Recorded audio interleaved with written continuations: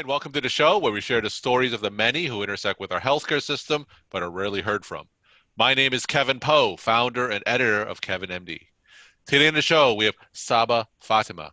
She is a pediatric hospitalist and she wrote the Kevin MD article, What It's Like to Be Pregnant in a Pandemic. Saba, welcome to the show. Thanks for having me. So we'll get into your article in a little bit, but first off, can you share your story and your journey to where you are today? Well, I was born and raised originally in Karachi, Pakistan, and I did my medical school training over there at Dow Medical College. And then I moved to Philadelphia to get my residency training in pediatrics.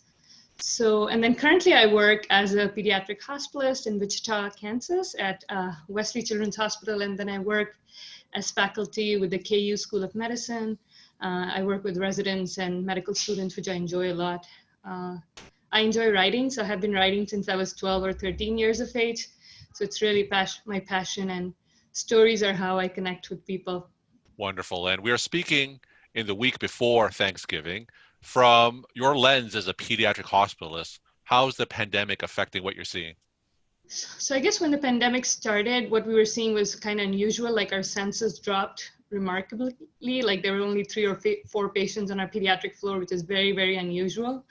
And we thought it's probably because of the lockdown and social distancing and kids are not really meeting each other, so no infectious diseases. And the other part could be that people are scared to come to the ER and get care. But as things started opening up, we are back to our usual flow. It would be interesting to see, though, that RSV and flu season is coming up in pediatrics.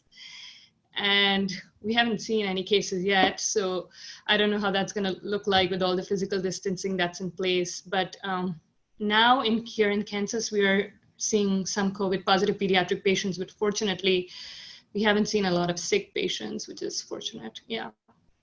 All right, so let's get into your Kevin MD article, What It's Like to Be Pregnant in a Pandemic. Now, for those who haven't read that article, can you just share your story and walk my audience through it and maybe share why you decided to write it?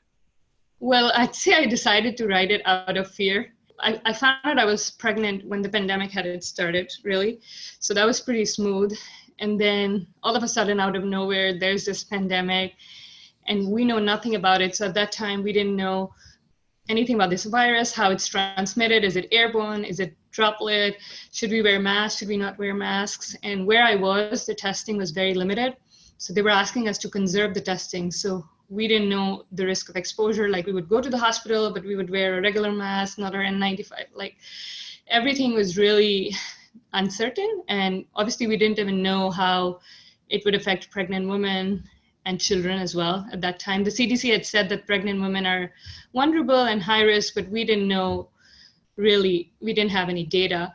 So I guess this is for the first time, whenever we go to the hospital, we feel like it's always about the patients. Like you're always thinking about the patients, I want to do better for the patients. And you have you're cavalier about your own self. And for the first time, I would say in whatever years I've been in practice, I felt fearful about my own safety. And I was terrified. Like I wrote an event where I was exposed to a patient who was possibly COVID and I wasn't wearing proper PPE at that time. And I came home and I was terrified because to be honest, I don't know how my body was, like how immune suppressed I am. Like this is new for me and I didn't know how it would affect my child. So yeah, I wrote this article so that I felt like people could connect with me and see if anyone is going through the same, how scary it was to be pregnant at that time and to be frontline. I was going to the hospital every day. Pediatrics was not really frontline, but still going to the hospital every day. I think that was what it was all about. And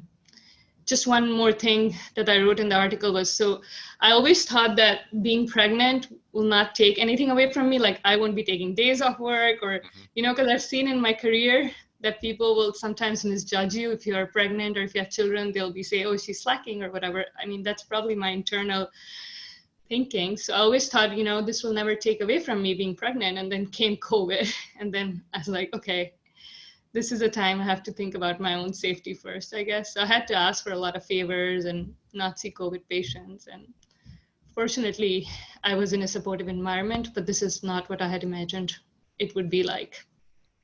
So you're a pediatric hospitalist and you were pregnant. And did you have enough PPE? And you mentioned that some of the support that you had. So administration and your institution was very supportive of your situation? At that time, I think they had enough PPE, but they were asking us to conserve it. So they were saying, I remember when the pandemic had started, they were saying, even if it's a patient under inspection or COVID positive patient, unless there is no aerosolizing procedures, you're only supposed to wear a surgical mask. I don't know if they're still saying that now, but yeah, that was the thing. And that was scary for me because I was like, we don't even know if this is airborne, right? Because even if we had Yeah. PPE, they were asking us to conserve it. They were asking us to conserve the testing.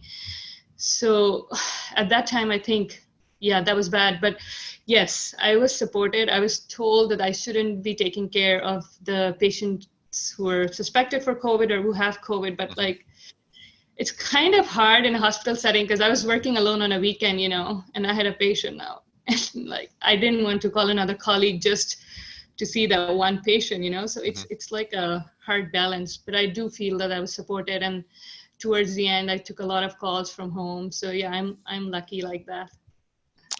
Now, through your journey, what are some lessons that you've learned? And is there any advice that you could pass on to the other pregnant women who may be listening, especially as we're talking now in the middle of November and we are in the midst of a third wave of the pandemic? Yeah, definitely. I think I wrote that in my article too, that along with being a physician, there was also the normal stuff, right? Like your family is not here, your friends are not here, you don't get a baby shower. It might be just regular stuff, but it was all disappointing. And you're socially isolated basically. So that's very hard. So I think it was really taking a toll on my mental health unless I had to stop and recognize that this is not normal Hmm. and this is not how it was supposed to be. Like this pandemic is an abnormality as such. And when I had that realization and when I let myself be disappointed, I think that's when I felt better, because before I was just like, I was trying to be more, I would say, like, it's okay, like this is okay, I shouldn't, people are dying, I shouldn't be thinking about myself, right? But I think my message to everyone is that everyone is being disappointed one way or the other. And I think you should let yourself feel that disappointment and be thankful for what you have. But I would say that's because someone is going through economic losses, someone is losing a job, someone has lost a family member, and someone is pregnant. It's hard, and you just have to let that sink in and acknowledge that this is not normal. You wrote your article back in July, and now we know a little bit more about COVID-19. Now, from a pregnancy standpoint, what are some precautions and cautions that pregnant women need to take during the pandemic?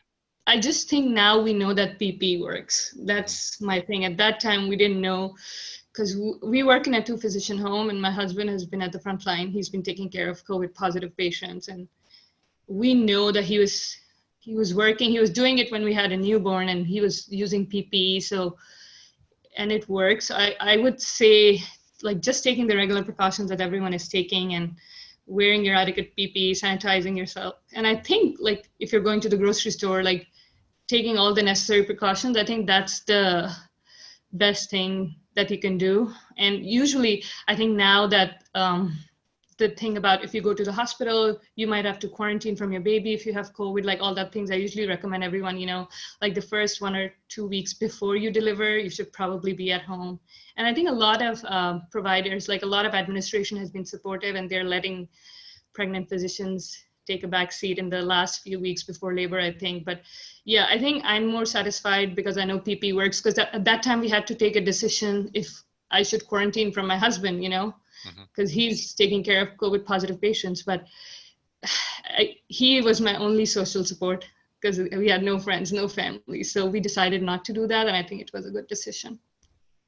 We're talking to Saba Fatima. She is a pediatric hospitalist, and she wrote the Kevin MD article, What It's Like to Be Pregnant in a Pandemic. On the show, I talked to a lot of dual physician families, and they have kids. And similar to your situation, obviously, you have a newborn, and you mentioned that you were married to a frontline physician as well.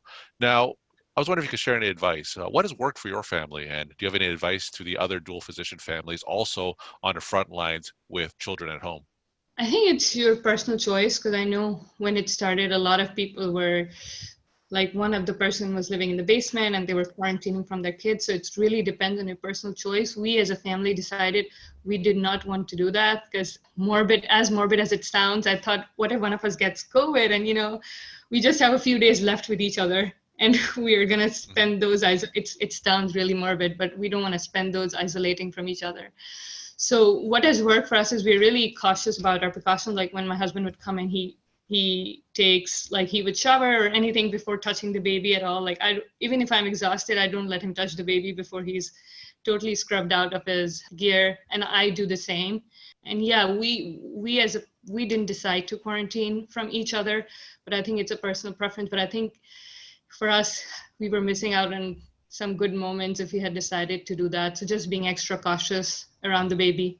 And I feel a little better because I work in pediatrics and I know it doesn't affect kids that much. Like I've seen it in personal practice. So that's the relaxation at the back of my mind as well.